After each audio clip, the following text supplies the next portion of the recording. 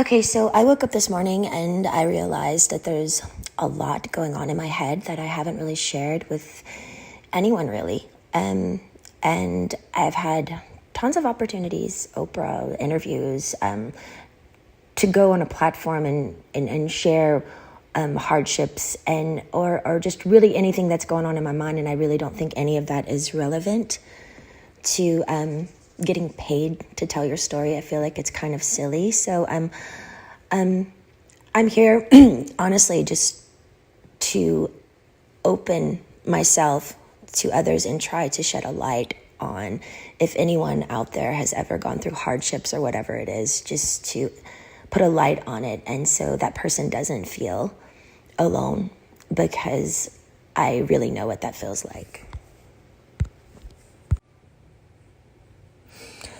I haven't honestly shared this openly too as well, because I've always been scared of the judgment and definitely the embarrassment of the whole thing, period, and the skepticism and the cynical people of what and their opinions of what people would actually think. I do think I'm in a place now where I'm a little bit more confident that I can be willing to share openly my thoughts and what I've been through, because I haven't really had that outlet to share completely openly for so long, just scared of judgments, thoughts of other people and what they think or what they may say. And I think it's crucial for my heart and my head to be able to speak openly about it as if anyone else would. Well, the actual conservatorship actually started, I think, 15 to 16 years ago. I was 25 when it started. I was extremely young. I remember a lot of my friends texting me and calling me, and we were extremely close, and they wanted to see me, but by what had happened, I honestly still to this day don't know what really I did, but the punishment of my father, I wasn't able to, see anyone or like anything. And you have to imagine none of it made sense to me. I literally spoke in a British accent to a doctor to prescribe my medication, and 3 days later, there was a swap team in my home, 3 helicopters, and I remember my mom's best friend and my 2 girlfriends. We had a sleepover the night before. They held me down on a gurner. And again, none of it made sense. Literally, the extent of my madness was playing chess with, when it was playing chase with paparazzi, which is still to this day one of the most fun things I ever did about being famous. So I don't know what was so harmful about that. But I remember my mom was sitting on the couch and she said, "We've heard people are coming here today to talk to you. We should probably go, to a hotel or something." And I never really understood what she meant. I didn't believe her. Like, is a lawyer coming here? Who is coming here?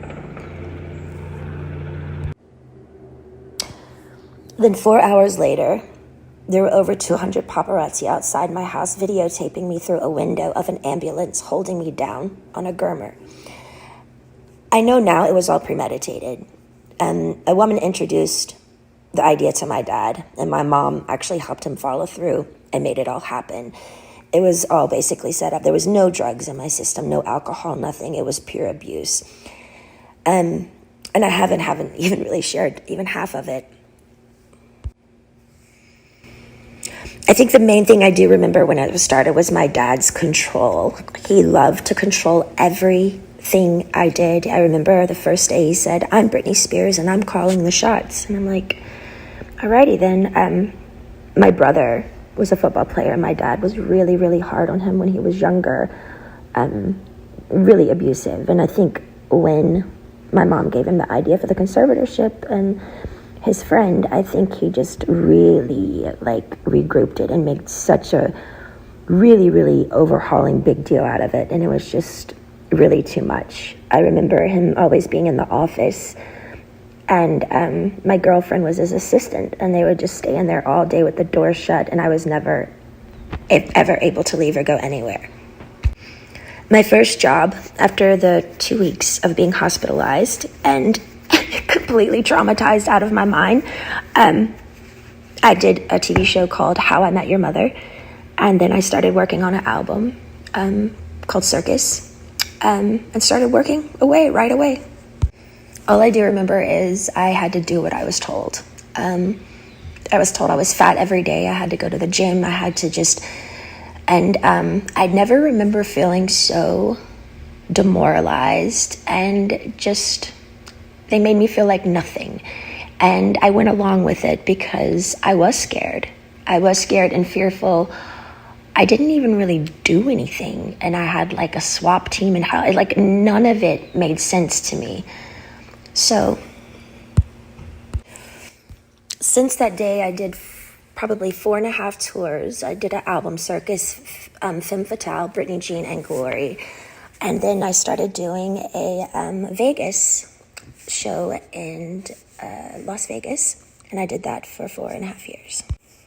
I do remember working, and I got to a point where, you know, because my pride in my 30s, I have to live under my father's rules. And, you know, the dancers are playing and drinking and having fun at nights in Vegas, and I couldn't do anything. And I remember just being like, my performances, I know, were horrible. Like, I even wore wigs, and all the dancers were doing all these nice, sexy head flip turns, and I had conditioner treatment in my hair and like these little caps over my head, and just during a whole show getting conditioner treatments just with wigs on, because I was just like a robot. Honestly, I didn't give a fuck anymore, because I couldn't go where I wanted to go. I couldn't have the nannies that I wanted to have. I couldn't have cash.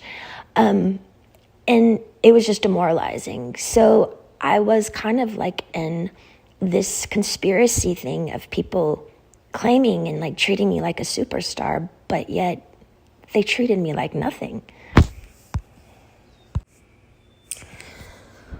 Well, for some reason, I started to get a spark back. I remember recording Glory, and for some reason, I think producing and making music, and I went to this little Spanish house, and I got the fire back in my eyes for some reason, and it was at the end of recording Glory, and my son named it, and things started kind of taking a turn, because I started getting more confidence just for myself. And I think with confidence, people kind of like, oh, wait, what's going on now? Like, she's speaking up a little bit more, but it might not be particularly a good thing if I'd been quiet for 15 years. I think with confidence comes enlightenment, which makes you think better. And that's the last thing they wanted me to do, is to actually be better, because then who would be in control then? But it was really tricky, because I had to just play this role that everything was okay all the time, and I had to go along with it because I knew they could hurt me. So I'm sitting here like my friends all drinking alcohol and having fun in these parties, and had no cash. I literally felt like a nun. My girlfriends from home came to visit me in a spa, and I couldn't even walk into the spa, and they had their feet doing pedicures in the water, and the 3 ices of bottles of champagnes before my show just sitting there, and I wasn't even acknowledged by them, my own hometown friends, when they would come to Vegas. And it was just it was demoralizing, I will say. You also have to understand, it's like, 15 years of touring and doing shows, and I'm 30 years old under my dad's rules, and all of this is going on, and my mom's witnessing this, and my brother is witnessing, and my friends are witnessing it, and they all go along with it. And I'm like, how am I the one working here and doing all this, but I don't get the side things that, the good stuff, I want to be able to play. I want to be able to have fun. Like, none of it made sense to me. Well, the last show in Vegas ended 2017. I went on tour, which of tour I was forced to do, but I was supposed to do a new show. So the new show came along. I rehearsed, I think, maybe 4 days ago. I don't really remember, but I went to one of the rehearsals, and I said no to a dance move. I was like, no, can we do that? I don't want to do this. And then I just remember everything got really weird and quiet, and all the directors and producers went in the back room and just spoke. And that was it. And I was like, well, I don't know what's going on. So we all just kind of like, what happened? And then the next day, I was told that I had to be sent away to a facility, and that I was supposed to say on my Instagram the reason why is because my dad is sick and I need treatment, which was, I I didn't want to ever go there. I remember my dad calling me on the phone, and I was crying, and I was like, why are you guys doing this? Like, what? And I just remember him saying, it's in your hands. You have to listen to the doctors. The doctors are going to tell you what to do. I can't help you now. And I remember his last words were, now, you don't have to go, but if you don't go, we're going to go to court, and there'll be a big trial, and you're going to lose. I have way more people on my side than you. You don't even have a lawyer, so don't even think about it. So I did it. I went to the place. I was scared out of my mind. And none of it, again, made any sense of what they were doing to me. And again, I haven't wanted to share this because it's unbelievably offensive, sad, abusive. And honestly, would anybody believe me? I remember the main thing of when I was in that place, that my heart felt like it was frozen, like it was stuck inside, and I wanted to scream and I wanted to get out. And I think by a needle and thread, it was the breathing peacefully inward that I missed the most. I felt like I was in a state of shock, almost like when an old person feels helpless and they're literally going through some sort of shock treatment and they can't relax their body because they don't have the answers of why they can't have their own keys to their car and put it in the ignition and walk outside, and their own security guards at every door saying they can't go. Sitting down, drawing 6 galls of blood every week. Weak as hell. And then calling, and my family is in Destin at my beach house. It didn't make sense.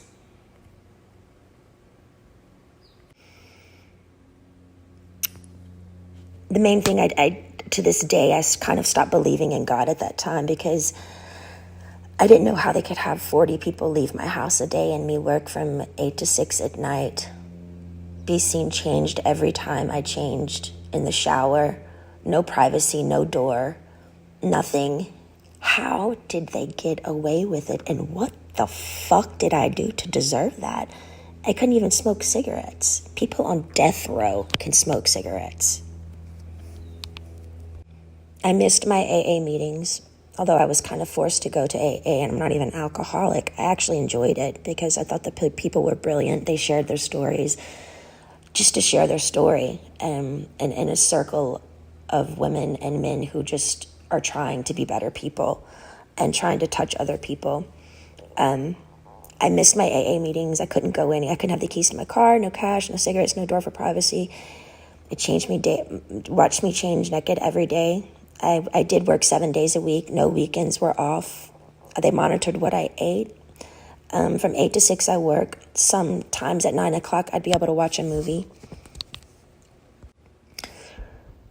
Finally, the owner of the whole facility that I was always texting to try to be able to go somewhere, just get out of the house, that place somehow, he had to let me go because the Free Britney campaign came out.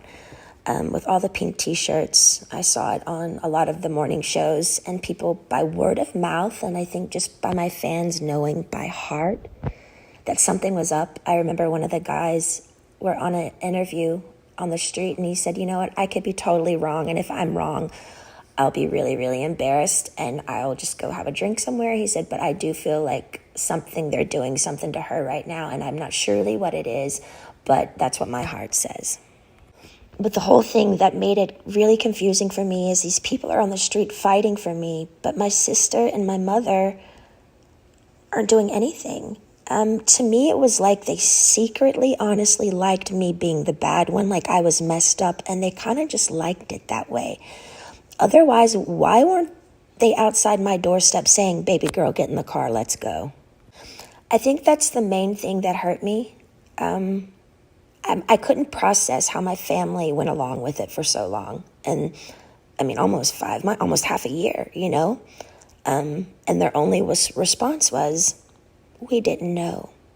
I'm like, I'm on the phone telling you right now, I'm here, please. Eventually, by the grace of God and praying on my knees, I left the place. But I was still scared. I was really, really scared. And from then on, I had support. I needed a lot of support. And I found two really, really great people that would come to my house weekly and just help me with my mind, because I didn't understand all the therapy that I had to do there. But why have therapy when it's forced and in like a militant, almost prison-like way that like is where you're not even all there? None of it made sense. Well, I think my strength grew because I didn't reach out to my dad anymore. And they were playing the game of ball and twist of, she's going to come running back to us because, we've scared her and we're the bosses here. But I didn't.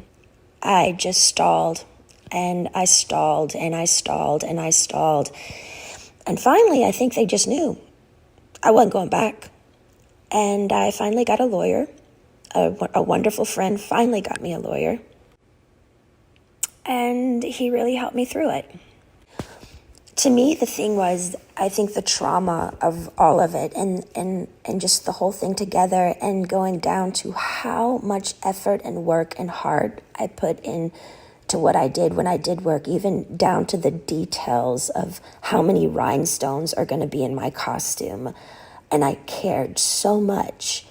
And they literally killed me. They threw me away. That's what I felt like my family threw me away. I was performing for like thousands of people at night in Vegas, the rush of being a performer, the laughter, the joy, the respect. I was shaking over 40 people's hands every night before a show, training weekly, 3 training sessions a week, AA meetings, therapy sessions. My dad literally, I was a machine. I was a fucking machine. Not even human. Almost. It was insane how hard I worked. And the one time I speak up and say no in rehearsals to a fucking dance move, they got pissed. I feel like the scare tactic and how badly they treated me in the end, I think they thought I was going to come begging back to work again because they thought, I needed them. Because they put me in an ignorant, scared state of mind to make me feel like I needed them. And if you don't do what we say, we're going to show you who's boss. I didn't play their game anymore.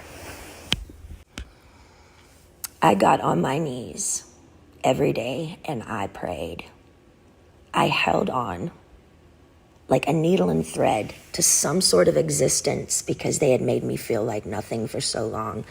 I knew in the deepest part of my core, I knew I'd done nothing wrong and I didn't deserve the way I'd been treated.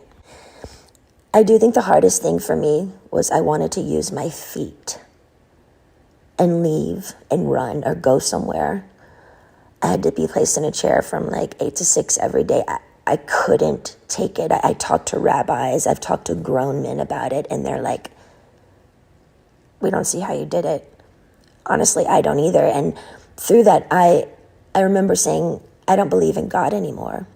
I honestly deserve an award for acting like I was okay every day. I thought they were trying to fucking kill me. I remember one time I was backstage and I needed my inhaler. And I opened up to my assistant because I had my phone with me, which I'm not supposed to have my phone underneath the stage. But I said to her, you know what I'm doing. I was talking to a guy and he wanted to just leave the country with me. We had it all set up to just leave. And it was a secret relationship. And I said, my biggest fear was, what would my dad do if I did do something wrong? What if I left the country? And what if they found me? And what would they do? And I said, I feel like they would lock me up or something or really hurt me. And she looked at me and she said, are you kidding me, Brittany? Your dad would never do that to you. And I didn't even do anything wrong, and he still did it. I'm honestly more angry at my mom because I heard when reporters would call her at the time and ask questions of what was going on, she would go innocently hide in the house and she wouldn't speak up. It was always like, I don't know what to say. I just don't want to say the wrong thing. We're praying for her. I feel like she could have gotten me a lawyer in literally 2 seconds. My friend helped me get one in the end, but every time I made contact with a firm, my phone was tapped, and they would take my phone away from me. And again, I get nothing out of sharing all of this. I have offers to do interviews with Oprah and so many people, lots of money, but it's insane. I don't want any of it. For me, it's beyond a sit-down, proper interview. I had no contact in that place for so long, and my heart would just want to stand up in my family's faces and scream and cry and throw a tantrum and go back in time and do exactly what I wanted to do at those times. Yeah, and might even spit in their fucking faces. Why?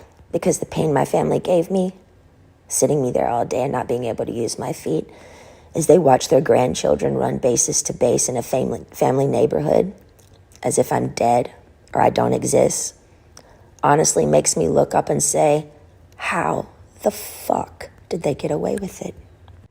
How is there a God? Is there a God? Giving 8 galls of blood weekly, not being able to stand up. I was so weak. And my family's at my beach house. I was scared, broken. I'm sharing this because I want people to know I'm only human. I do feel victimized after these experiences, and how can I mend this if I don't talk about it? I have an amazing song right now with one of the most brilliant men of our time, and I'm so grateful.